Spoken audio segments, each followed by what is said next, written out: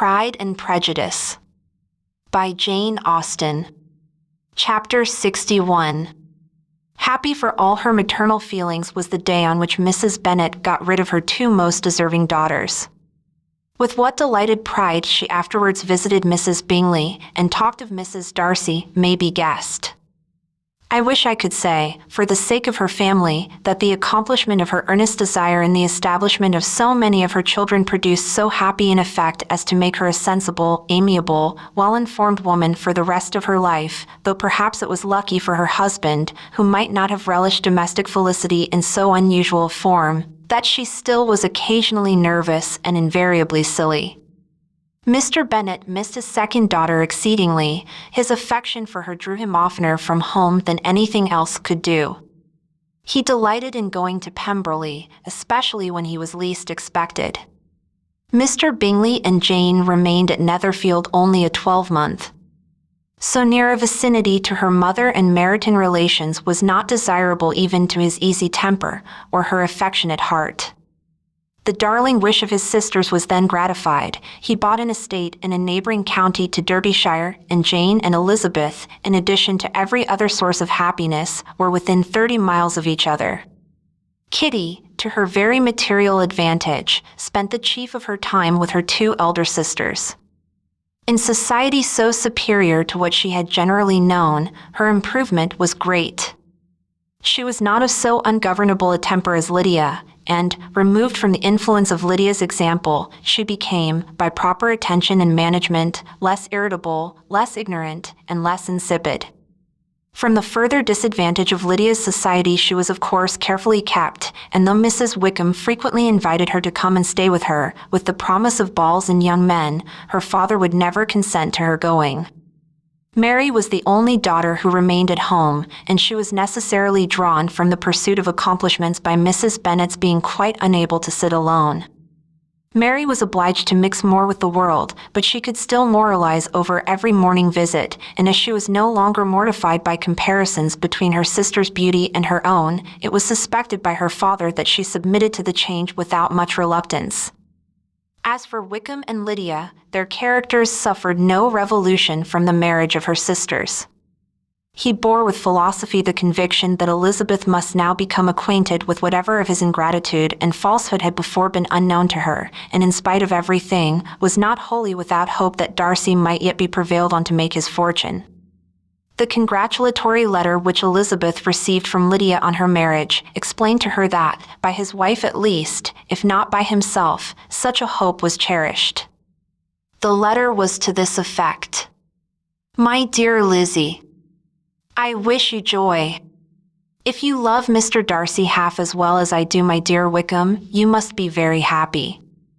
It is a great comfort to have you so rich, and when you have nothing else to do, I hope you will think of us. I am sure Wickham would like a place at court very much, and I do not think we shall have quite money enough to live upon without some help. Any place would do, of about 300 or 400 a year, but however, do not speak to Mr. Darcy about it, if you had rather not. Yours, etc." As it happened that Elizabeth had much rather not, she endeavored in her answer to put an end to every entreaty and expectation of the kind. Such relief, however, as it was in her power to afford, by the practice of what might be called economy in her own private expenses, she frequently sent them.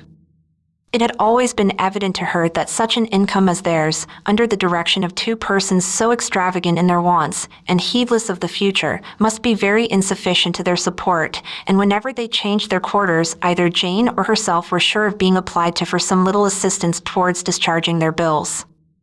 Their manner of living, even when the restoration of peace dismissed them to a home, was unsettled in the extreme. They were always moving from place to place in quest of a cheap situation, and always spending more than they ought. His affection for her soon sunk into indifference. Hers lasted a little longer, and in spite of her youth and her manners, she retained all the claims to reputation which her marriage had given her. Though Darcy could never receive him at Pemberley, yet, for Elizabeth's sake, he assisted him further in his profession.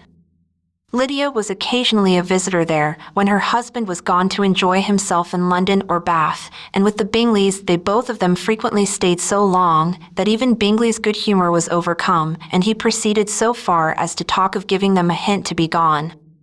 Miss Bingley was very deeply mortified by Darcy's marriage, but as she thought it advisable to retain the right of visiting at Pemberley, she dropped all her resentment, was fonder than ever of Georgiana, almost as attentive to Darcy as heretofore, and paid off every arrear of civility to Elizabeth.